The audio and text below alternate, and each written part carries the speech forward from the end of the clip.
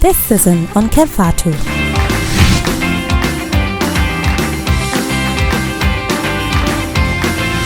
FATOU.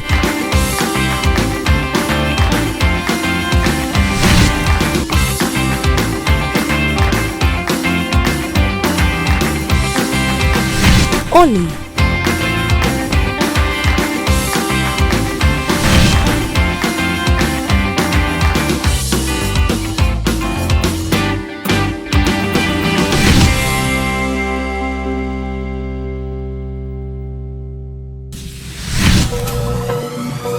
Every young Gambian dreams of a university degree. He wants a good paying job after graduation, a pretty wife, and ultimately own a dream home. What if I can't afford my desired dream home? And that is why you need to visit Universal Properties. We specialize in customer satisfaction. We listen to every of our clients' needs when we show the properties to our clients. Before you know it, you hear the client saying, I like this house. This is the room that cuts my heart. And most of the time, they cling to the door, never to let go. Most clients want to close the deal right there. And that is why we always have their contracts in the trunk of our cars. We work at our client's pace.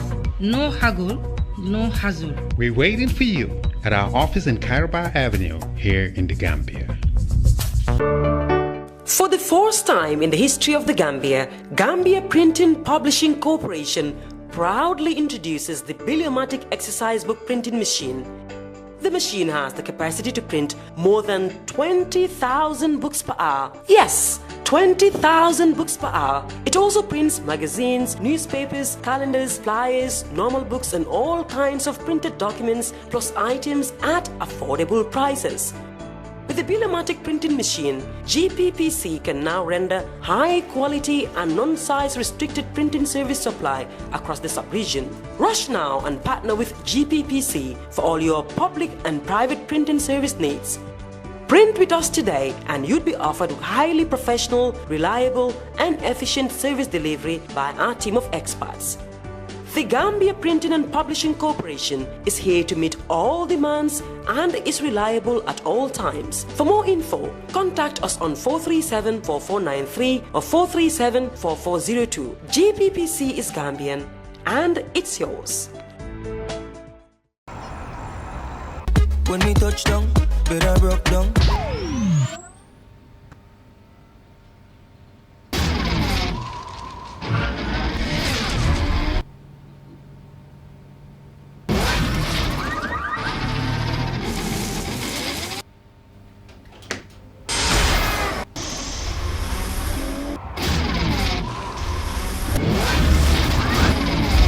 With Gamtel G-Fiber, now you can enjoy super fast internet in gigabytes. G-Fiber is affordable, stable, secured, and accessible to homes, businesses, and enterprises. With Gamtel G-Fiber, the future is speed. Gamtel, creating a brighter future in communication.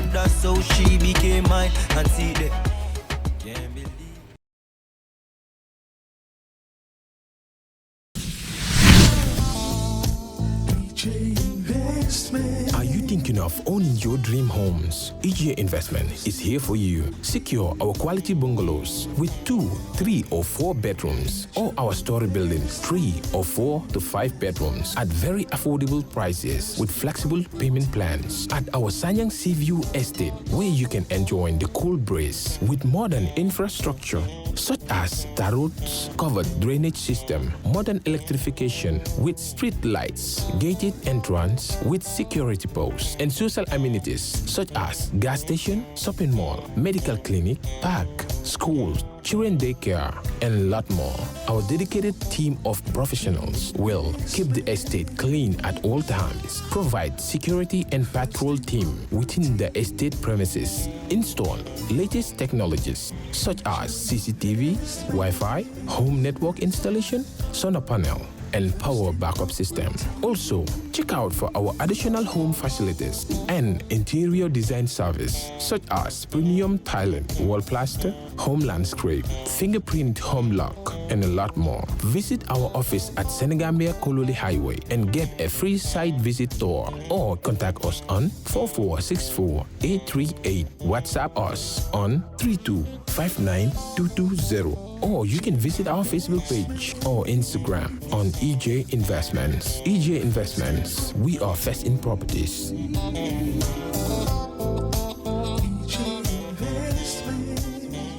fay lempo warugal la si képp koo xam ne doomi réew mi nga ak ñu fi dëkk bu fekkee ne ci at mi sa koom-koom weesu na $24,000 dalasi mbete weer bu nekk di nga am lu tollu si $2,000 dalasi lempo si la nguur gi di sukkandiku ngir liggéey yokkute réew mi GRA mooy banxaas bu nguuri Gambia sas ngir mu fayeku lépp luy lempo ci biir réew mi ba tax na GRA di yëgal faykati lempo yi ne warugal la pour ñu fay lu ñu naan withholding tax on contract payment maanaam bépp contrat bu waay joxe te si biir réew mi lañu toog kon xaalisi contrat bi ngeen nangotoo war nga cee wàññi ci xayma téeméer bu nekk fukka bu fekkee ne contrat bi dëkkut ci biir réew mi bu boobaa di nga war a wàññi téeméer bu nekk fukka ak juróom lii mooy lempo bu ñu naan withholding tax on contract payment lii mooy lempo bi nga xam ne yow mi joxe contrat warugal la nga wëlbatiku dem fay ko ci maakaani GRA tax office bu la gën a jege mbete ci banque yi GRA jagleel pour fay lempo war ngaa jébal lempo bi si diiri fukki fan ak juróom gannaaw bi nga wàññee ci xaalis si contrat bi amul benn contracto bu ñu teggil fay lempo bi xanaa mu fekk ne nguuri Gambia ñoo ko jégale boole si projet yi nga xam ne mbootaay ndimbali ñoo koy dépense GRA di fayeku lempo ngir yokkute réew mi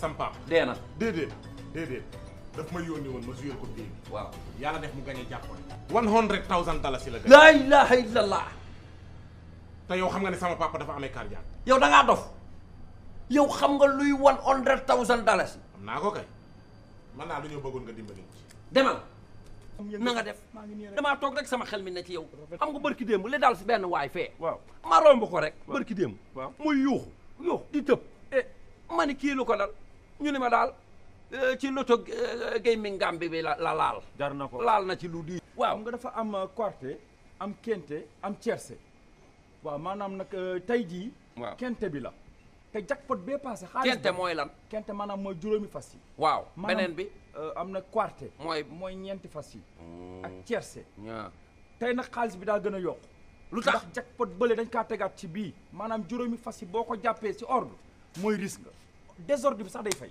bu ma ko jàppoon yooyu moom noonu la demee da ngay dem rek jouer am na lu ma yaakaar man gis naa seen kii yi keesku yu ndaw yi ci biir dëkk bi mais daal dama ni lii moom amul xaalis da nga ciy def sa xaalis del jël wecce rek sànni ko fa xool jëmbat la laa ilaha illallah yow li nga wax ni tey ji bu yàlla dogaloon ma gañe ko lu mu gàtt fi mu toll nii boo gañe woon $100,000 waaw lu may def waaw nooy def xam nga yow sama xarit nga waaw damay fexe nga rey say noonu ci nan lu mu gàtt $50,000 waay Thierno woowee ambulance lan la lu xew ni sa baay gay dee na sama papa gay lu ko rey $100,000 laa ne ko boo ma gañaloon si li ma la yónni dama ko koy jox mu daanu ni sama kaw man waxuma ko mu waxee woon la ko noonu yow la ko waroon informé ndax yow yaa ko gañe jàppoon. Hello and welcome to another edition of KERR FATOU. Tonight on GRTS, and if you're following us on Facebook and YouTube, it's a warm welcome to you all watching. It's a very big honor for us tonight to have the Ambassador of the United States of America, Ambassador Paschall. Welcome to KERR FATOU for the first time. Thank you so much. It's wonderful to be here.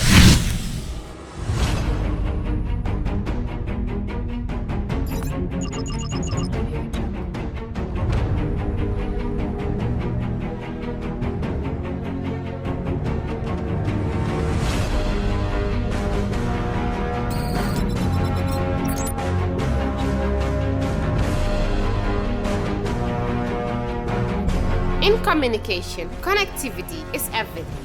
We ensure that the links never sleep. Quantities and qualities, all in our data service, providing efficient, reliable voice and data service. We believe if you're not up to speed, then you're going backwards. Communications have to flow as fast as the speed of light. Whatever business you're in, having someone who understands your needs is critical. That is why we just don't offer you technology, we offer you solutions. Enjoy Gamcel's internet broadband anytime, anywhere. Your national operator, Gamcel, Yaibarong. First, Mr. Ambassador, let's look at, when you came to Gambia. You came to the Gambia in 2016 in March. What are the major changes you have observed since then? It's been almost 2 years. Yes. 2019, of course. 2019, yes. We arrived in the middle of March 2019 and immediately struck by just how warm and hospitable. I think it's just Gambian cultural tradition. People are wonderfully hospitable and generous with their time, and it was a fantastic time to arrive. My wife and I both feel very privileged and honored to serve the United States in this capacity and to advance the relationship between the Gambian and American governments, but more importantly between the Gambian and American peoples. And we think that that's the most important thing. I think in the last 2 years, what I've seen is as Gambians fully embrace the newfound feeling of openness and the ability to speak their mind and to express their opinions, you certainly see that in the Gambia. It's a very vibrant and dynamic environment. A lot on social media. I try to keep up, but it's really too much to keep up with on a daily basis. But certainly Gambians have embraced human rights-based democratic form of government and certainly are engaged in the public debate. But I know the democracy comes with a lot of things. Of course, you mentioning social media. The airspace is open now. Now people can express themselves freely. But are you also concerned about the level of rhetoric that has been spread on social media? Even though, yes, we're a democratic state, but sometimes people going a little overboard. Are you concerned about that? Well, I think it's important for people to seek to be constructive in their engagement, and rather than destructive, and to build people up rather than tear them down. And so I do think it's important that people think responsibly and act responsibly, certainly. I do think, though, that part of this is just the exuberance of feeling as though people can express themselves and their opinions without repercussions. They're not afraid that someone's going to knock on the door and take them away, as often happened. And so I think a lot of that is just that exuberance over that freedom, which is good. But to your point, yes, I do think it's important for people to be careful in how they say things, so as not to prove destructive, but to seek to add constructively to the debate over public policy and what's going on in Gambia. You arrived in the middle of a transition, transitioning from a dictatorship to a democracy. And what are the core issues that the U.S. is interested in seeing Gambia transition to? Yes, we arrived, I guess, just over 2 years into a transition. I would say that really this transition is still in its infancy. Foundations have to be built. That takes time, and I think that the easy decisions were made very early on, releasing members of the political opposition from prison, for example. Not enforcing the remaining laws on the books that impede the free media, for example, making that choice not to enforce those. Those are easy. More complicated and challenging aspects of the commitments that were made as part of this transition remain. And that's where the struggle has really been, and I think where there is some criticism among Gambians for the lack of progress in certain critical areas. For example, comprehensive reform of the criminal justice and criminal procedures remain pending in the National Assembly. New anti-corruption legislation to create an anti-corruption commission and strengthen the laws against public corruption remain pending in the National Assembly. Obviously, a very robust debate over the fate of the Constitution after the Constitution Reform Commission did its due diligence in consultation with the Gambian people far and wide. That has been hung up is a big concern for many Gambians and certainly for my government. So much remains to be done. In fact, arguably more remains to be done than has been done so far. It's almost 5 years though, and like you said, a lot of these things are still pending, most notably the media laws. Nothing has changed up to now. Are you optimistic that, by the end of the 5-year mandate, some of these laws will be changed? I think we're concerned that they haven't been changed. We're concerned that we don't see really any action on the part of government to ask the National Assembly to really fast-track consideration of the legal reforms. Now, to the government's credit, they weren't sitting around. The government did work very, very hard to craft legislation in a variety of these areas, and that, as I said, is pending final debate and hopefully passage by the National Assembly so that the President can sign those things into law. So, over generally, what would you give thumbs up to in terms of governance, and what areas do you think are still challenging? Well, I think, as I said, there is now a very open environment, and I had not been to the Gambia before I arrived in March of 2019. But I certainly heard from many of my friends and colleagues who have served here at the U.S. Embassy or who have connections to the Gambia just how wonderfully warm and hospitable the country is and how beautiful it is. And it is truly beautiful. So I think from my perspective, here are the things that I really think are fantastic. It's a beautiful country from Khartoum to Quota or Barra to Wasu, you name it, wherever you go. People are warm and hospitable and welcoming, very generous with their time and with what they have. One Peace Corps volunteer, and I should note the Peace Corps will be back. Great. And we're really, we're actively planning for the return of the Peace Corps in the very near future. But described it to me that there's nobody in the Gambia that goes without some place to sleep or without a meal. That no matter how little a Gambian family will have, they will always share it with someone in need. And that's a remarkable trait, something that I think the world can and should learn from. And so really enjoyed our time here. But I do think, as I noted, that as we come upon the what is arguably going to be one of the first open and fair elections from the perspective of the lack of government interference in the electoral process and the ability of parties to campaign, I do think that there's a healthy list of things that those parties can debate about what remains to be done and how they would chart that path to getting those things done that Gambians voted for in 2016 and that they are very much hoping will come to pass. So let's talk about the security sector reforms. I know the U.S. and other development partners are very much interested in the security sector reforms, and a lot of Gambians still believe it's an illusion because up to now we haven't seen any major development. I have always said, yes, I think one thing that has been very successful is getting the army back in the barracks. Before you see the army holding guns in the streets. Today we are not able to see that. The army is much more disciplined today, but we still have a lot of, the crime rate seems to be going high. People are being attacked. It seems like the security sector reform is still not taking shape. Are you concerned that government is not able to implement the security sector reforms as to what the partners of, and obviously Gambians wanted? So the United States does believe security sector reform is a key foundation for forward progress here, and in fact we prioritized this initially in 2017 and sent a security sector reform advisor that year, the first organization or country to do so. The security sector reform strategy, I think as you know, was just launched in December. That did take a lot longer to get that finalized than we had hoped would be the case. But it is in place now, and I believe, at least in my consultations with the ministers of Interior and Defense and the various chiefs of the security services, that they're actively planning the implementation part of that strategy.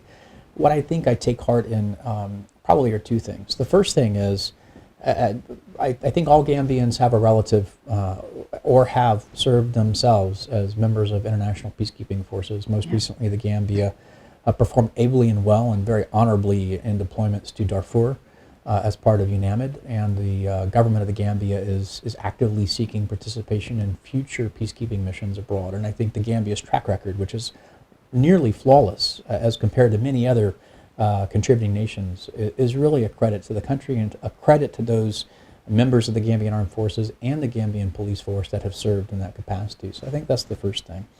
The second thing is that the ministries and the government of the Gambia understands and recognizes that they need to ensure that their systems and structures take care of members of the security services. In other words, that there's a career progression, that there is training that is provided through a career development program, that there are provisions for those who serve honorably and well and for a long enough period of time, that there are provisions for retirement. And they are focused on the quality of life for the members of the Gambian Armed Forces and for the security services in general, to ensure that it's more of a comprehensive and career aspiration, career goal. And I think that should be lauded. These are very tough decisions. They have obvious resourcing implications. And of course, the Gambian government is under trying to pay very much attention, as the Minister of Finance and the Economy would argue, and I think with great credit, that the Gambia has worked very hard to get this fiscal house in order. It's well on the way in that area, but that does also impact on the available resources to fully implement in an aggressive or very quick fashion security sector reform. But we are encouraged. I think the bottom line is that the security sector reform strategy has been released.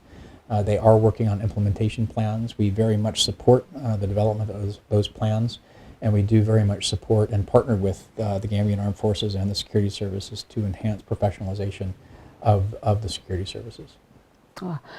So this government's key priority, a lot of us would say, was to do reforms, the security sector reforms, the transitional justice, having a new constitution, because, you know, if all of these things we were able to do without having a new constitution, then what's the point of having transitioning? Because we are not able to reform if we are not able to bring perpetrators to justice. If we don't have a new constitution, how are we able to do that? Because they would, you know, we need to do amendments at the assembly. So the draft is dead. And how do you think lack of the new constitution will affect our transitional process? Well, I think first off, we did issue a statement at the American Embassy expressing our concern about the importance of that Constitution being sent by the National Assembly members themselves to the people of the Gambia so that they could vote in referendum, as was called for in the act that created that commission, to allow the people of the Gambia, following the extensive consultation that was performed by the commission, to give the draft Constitution a thumbs up or thumbs down. There are various legislative initiatives that were underway to include electoral code reform that were directly tied to provisions in that new Constitution. And so the failure to pass that Constitution, or even to get it to the people themselves to have their voice heard about the provisions of the Constitution, have in fact impacted the ability of the different ministries and parts of the government to implement certain aspects of the reform program. So certainly it has had an impact. So now that we don't have a new constitution, I know politicians have been working on getting electoral laws passed as well, but our laws are that there is no way you can pass an election law 6 months to election. So which means we're going back to election with the old electoral laws. How fair and free do you think that will help to govern our elections in December? Well, I think there are certainly some modernization of the electoral code that can and needs to happen. And as I noted, I do think that it was probably the better choice not to seek significant transformation of those laws so close to the election itself. The real question is going to be implementation. IEC and the chairman of the IEC have conducted elections in the past. But I do think that certain modernization, aspects of modernization, for example, going to paper ballots from the marble voting system, which is a little bit controversial here in the Gambia. I mean, the Gambia is I'm renowned. not a big fan of that myself. Well, I'm in a way, I'm excited to see the marble voting system. But you know, there are those aspects that do need to be addressed. But I do think that an election can be conducted in a fair and free fashion and an accountable fashion here in the Gambia this December. Good. So let's turn a little bit to the U.S. So the former regimes, Make America Great, of course, agenda had serious consequences when it comes to relationships with African countries. How far did you think this has affected relationships with especially African countries? Well, I've been an American diplomat for almost 30 years, and for probably 2/3 of my career, I have worked in African countries or on issues about the relationship between the United States and African countries, both bilaterally and multilaterally. And I can assure you of this, there has never been a waiver in the American commitment to a partnership with Africa and a partnership with African countries that has stood strong. We can go through a very long list of American initiatives from the President's Emergency Plan for AIDS Relief to the African Growth and Opportunity Act to the Mandela Washington Fellowship and the Young African Leaders Initiative. And you know these things, and I know many of your watchers know them as well. I will also tell you this, You know that when ambassadors are nominated by presidents to become ambassadors, they are required to be confirmed by the Senate. Yeah. And as part of that process, I went up to Capitol Hill and I met with both Republicans and Democrats, members of the Senate Foreign Relations Committee, as well as their staffs. There was unequivocal, bipartisan, very strong support on the Hill from both sides of the aisle for a continued strong relationship between the United States and Africa in general, and very specifically American support to the Gambian transition that was underway at the time. So what is the relationship now, the Biden administration's relationship with Africa, and how can Gambia tap from this relationship? Well, that's an excellent question. I mean, I think you know that among the Gambia's supporters in the United States are Ambassador Linda Thomas Greenfield, yes, who was a junior diplomat here, in and Gambia. one of those people who called me when I was announced to tell me just how privileged and honored I was to get this nod from the former president, and certainly I feel that way. One of the things that many Gambians may not recognize is that as a reflection of that bipartisan support for strengthening democracy in the Gambia and economic opportunity, very significant majorities in both houses of Congress, both the House and the Senate, and bipartisan support to a specific line item in the United States appropriation bills that direct the State Department and USAID to support democracy and governance here in the Gambia. A very specific line item, which is unusual that happens. So there is a very strong sense of wanting to support a successful transition here in the Gambia to democratic, accountable governance. And I think that that will continue. I don't see that changing anytime soon. In fact, I understand we'll see that line item once again in the appropriations bill for the next fiscal year that will come up for debate on Capitol Hill in the coming months. Oh, great. So I know the Muslim ban has been reversed by the new administration, but let's talk about the visa quota system.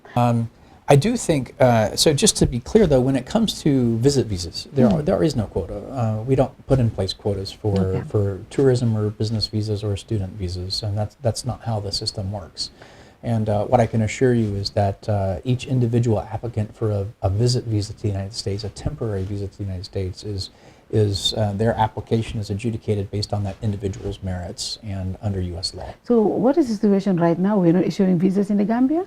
I'm glad you asked. I'm really happy to be able to say that, of course, with COVID-19, yes, we did turn off our visa application process, as we did around the world, as a risk mitigation measure against the spread of coronavirus within our own mission communities and our diplomatic missions around the world.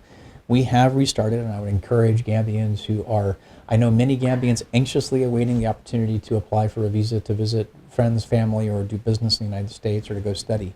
We have begun scheduling appointments. We're focusing right now on students, obviously students who are looking to attend university or other educational opportunities in the United States. But this is on our website, and I would encourage Gambians who are interested in knowing more to go to our webpage for the details. Oh, that's interesting, because a lot of people will be interested to know, because that is something that a lot of people are concerned about. But now that you have spoken a little about the pandemic, I want to just touch on a little about that. I know the pandemic was something that everyone had to deal with, but United States, obviously, we have seen recently is sending a lot of vaccines outside the U.S. just to support other countries who are struggling with the pandemic. What specific support was Gambia able to get during the pandemic from the United States? Sure, that's a great question, and thanks for asking that. The United States government has provided a commitment of $4 billion to the Gavi COVAX initiative to ensure that vaccines can be provided to countries around the world. That far outpaces any other single contribution from any country, and we'll continue to pursue that. We do that here in the Gambia in partnership with UNICEF and the World Health Organization, supporting the Gambian government and specifically, of course, the Ministry of Health. And the first shipment of vaccines was received. I think everybody, I was at the launch event, and as I noted then, I applaud the President, the Vice President, and other senior Gambian leaders for having taken the jab then, and then, of course, the other day for having taken the second shot. Very, very important to get that message out, that it is safe, it is reliable, and it is very much effective. So we'll continue to do that. The majority of the United States assistance to the Gambia has come through in what we call direct contributions to UN agencies. And that includes the World Health Organization, to UNICEF, and to other UN agencies that have been supporting the government of the Gambia in the response to COVID-19. So the TRRC is wrapping up. and so very soon recommendations will be sent to the president. What is the U.S. looking at as to when the recommendations come out? We are looking at the TRC. First of all, let me just compliment the TRC leadership. They've done an outstanding job in running a highly credible, very serious process to ensure that this is a victims-focused process, that victims can get a sense of better understanding, sharing of their own stories, and a better understanding of the extent to which average Gambians can understand the extent to which these abuses occurred during the Jama era. And certainly what has come home to me is that I really now know, having spoken with so many different Gambians about this, that there's not a Gambian who does not either themselves, they were victims of some kind of a violation of their human rights, or they know somebody, a family, close family, family member or family friend that was a victim. And so this is, I just don't know that Gambians understood the true extent and the nature of what was going on for so long. I think most people knew there was a problem but didn't know just how big it was. So the CRC is going to produce their report, and I think the key element here is that for there to be a sense of closure, there must be justice. The victims themselves must feel that there has been justice served. And we certainly would like to see a process under which those who are most complicit, just as the TRC Act says, those who are most complicit with the violations that occurred during this era are held accountable. In December, we head to the polls. This election, a lot of people say, is the most anticipated election because we are transitioning, and like you said, the atmosphere is free and everybody the space is just open. Right now we have about 18 political parties, and I said this is democracy because in the past we never thought something like this would happen. But what kind of support is the U.S. government providing to Gambia to make sure there's free and fair elections in December? Well, that's a great question. And again, part of our support comes through UN agencies, in particular the UN Development Program, which has been working very closely with the IEC when it comes preparing for the election. And I really applaud UNDP and their experts who have been here supporting the IEC in these preparations for some time. We also have provided expertise and services to provided to the IEC as part of this process, and will continue to do so. We do anticipate there being a U.S. Embassy observation mission to observe not just the election, but also the voter registration process. And I think the IEC should be applauded for the transparency with which it has approached that entire question. And they've really done an outstanding job in communicating both domestically and to the international community. When it comes to elections, I just want to say here, if you're going to be 21, if you're going to be 18 on the 4th of December, please make sure that you look at what the IEC has put out there about the process to get registered to vote. You know, young people in the Gambia that I have had a privilege to meet and have discussions with always ask extremely good, targeted questions, always very respectfully. But they have an intense interest in the future of the Gambia because they know that the future of the Gambia is their future, and they will be the future of the Gambia.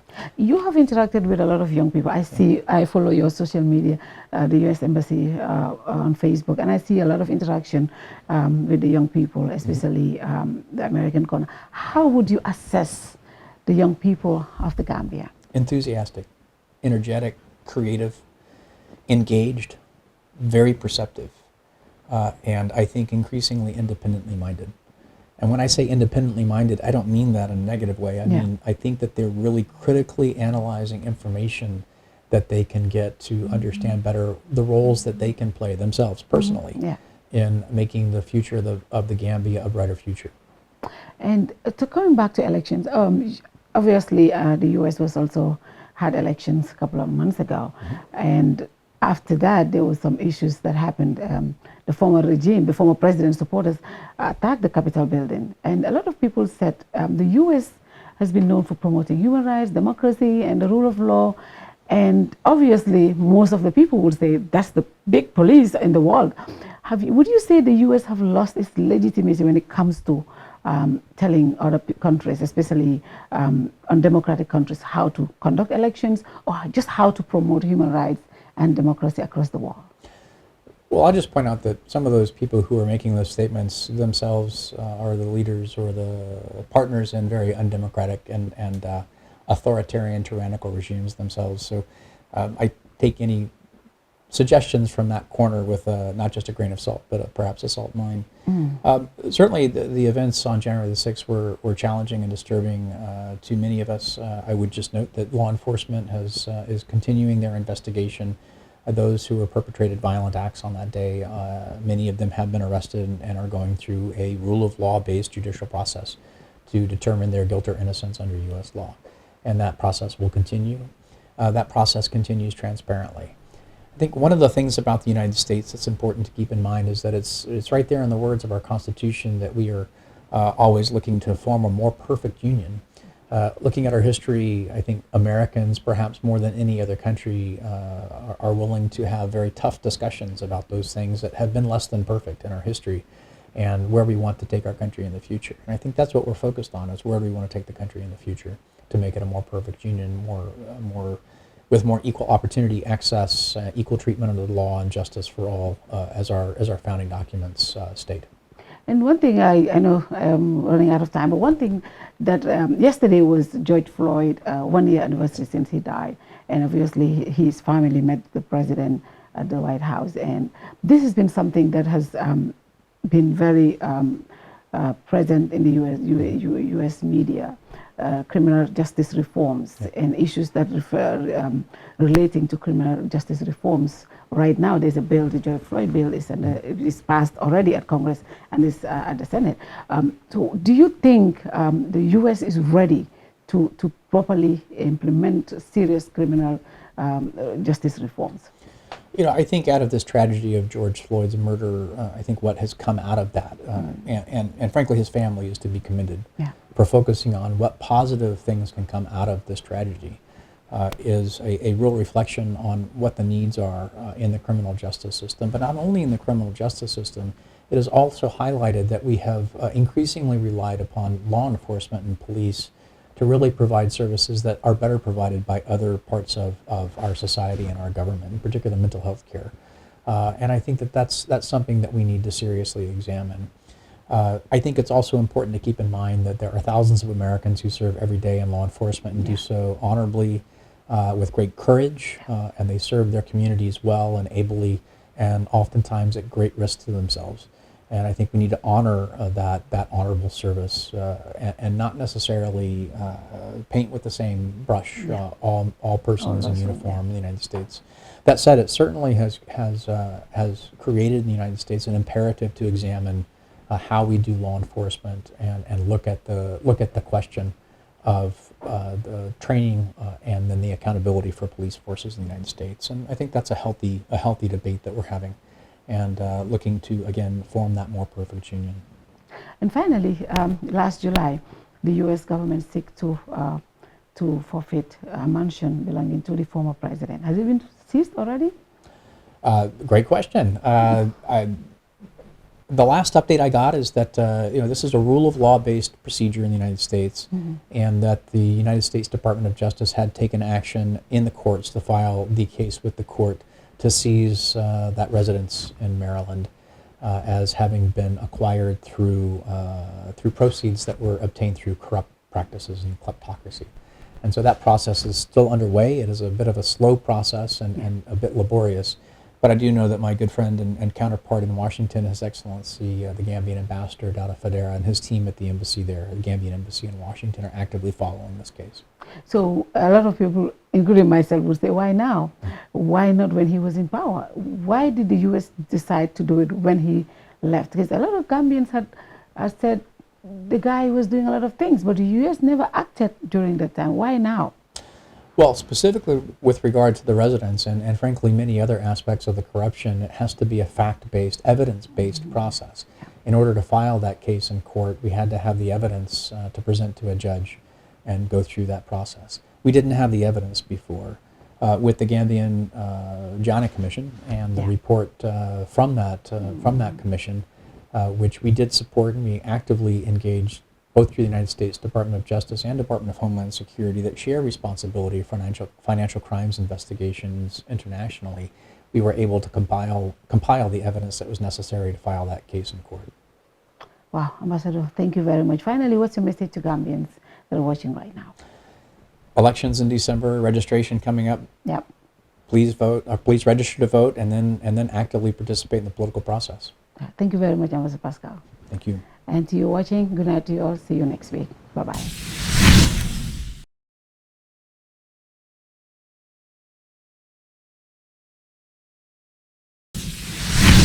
Have you run out of cash power? Do you want to transfer funds to your family? Or do you want salary advance without coming to the bank? Your banking services have just been brought to you on your mobile phone. Download and install from your App Store or Google Play Trust Bank's mobile app. Simply search for TBL mobile app and follow the instructions. You can access the following services: funds transfer, cash power purchase, forex rates enquiries, mobile airtime top-up, mini statement, balance enquiry. TBL app is the only app that allows you to take salary advance and many more. You can also interact with your customers using our USSD code by dialing *533#. At Trust Bank, we bring innovation that is useful to you, our valued customer. With our mobile app and USSD, banking is at your fingertips. Trust Bank Limited, proudly Gambian. Better and stronger as the sole ground operator at the Banjul International Airport. With an expansion in travel services, customers are assured of GIA's capacity to cater for all their travel needs, provided by professional, experienced, and ever-smiling staff. GIA's Hajj package and services, by far the best in the country, give the customers the opportunity for a memorable Hajj experience. For a more efficient cargo services, GIA means business as it launches its new multi-million-dollar ultra-modern cargo complex to revitalize and stimulate air transport. GIA, the pride of the Gambia.